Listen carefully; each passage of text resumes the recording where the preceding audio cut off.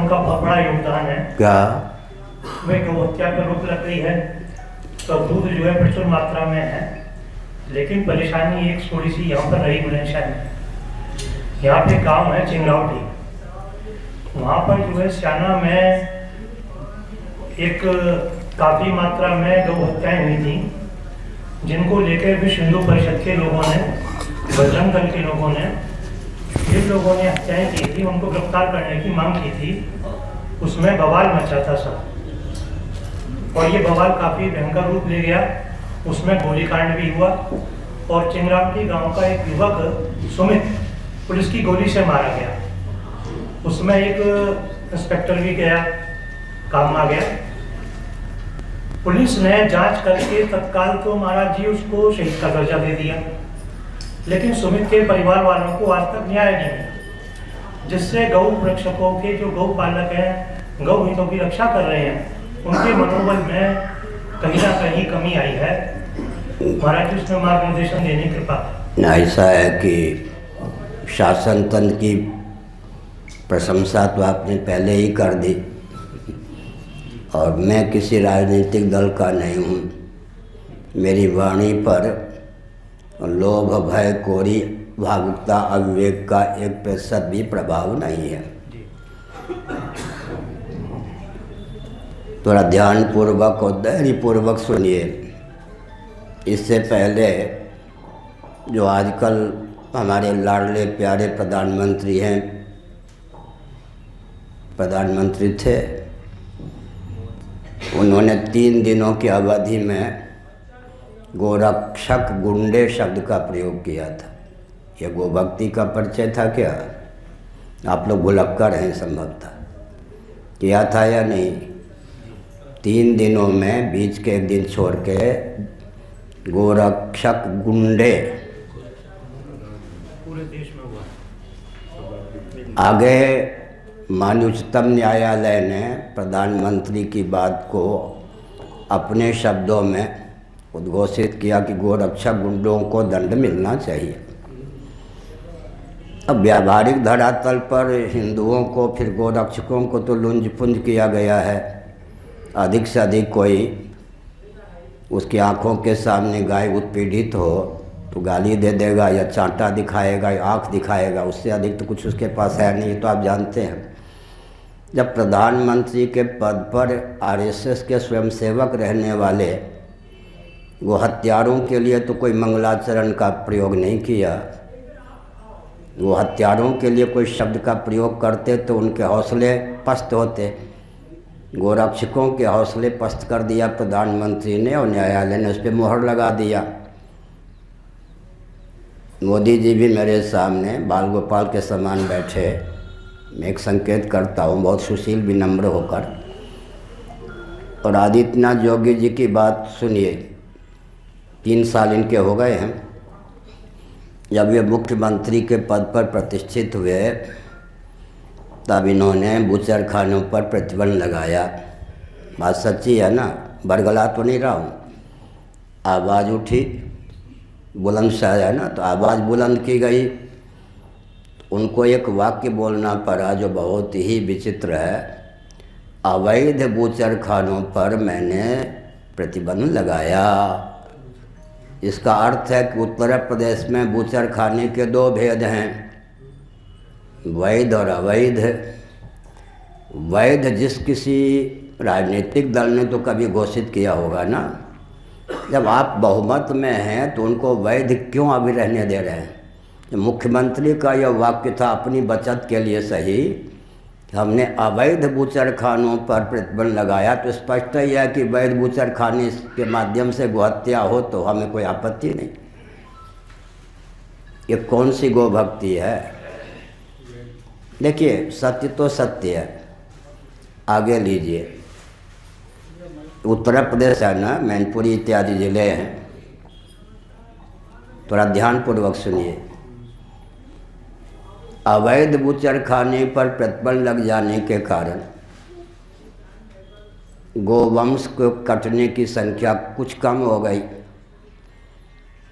किसानों ने उनकी उपेक्षा की, तो जो देहात में खेत होते हैं, बहुत से लोग बटाई पर दे देते हैं, कुछ खेती स्वयं करते हैं, वो फसल को खाने लग गए।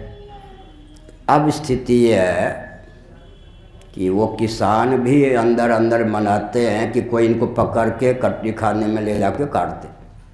स्थिति ये है। अब किसी नदी की धारा को व्यवस्थित रूप नहीं देंगे, बांध देंगे तो विस्फोट की संभावना है, बांध के टूटने की संभावना है।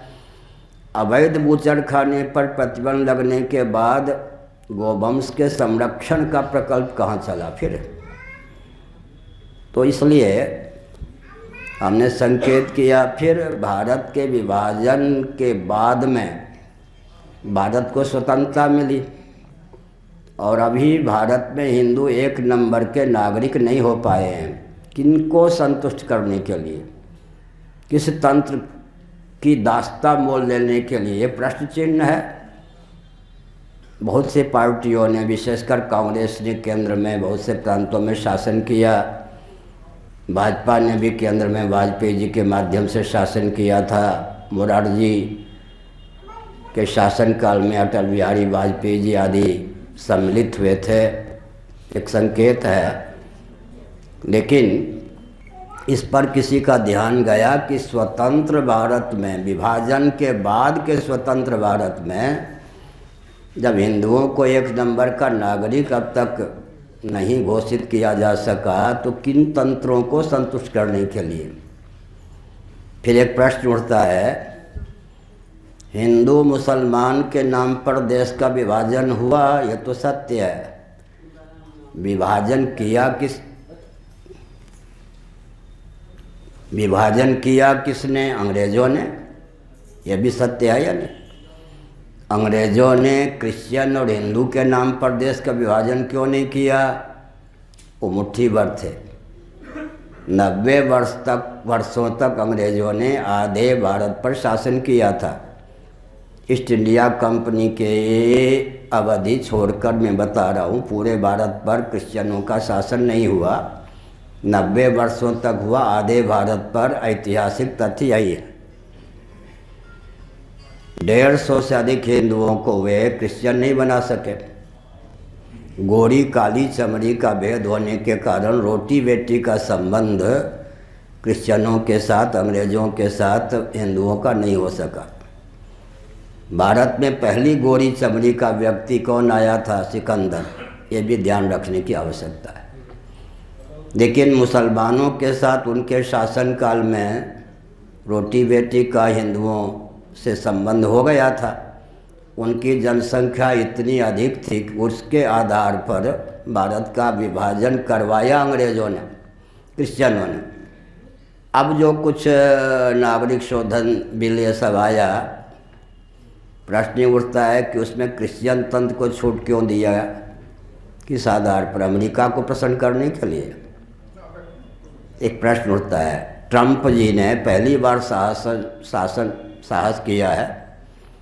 अमेरिका के किसी राष्ट्रपति या विश्व के किसी मूर्धन्य राजनीतिक पदाधिकारी ने इससे पहले ऐसा साहस नहीं किया था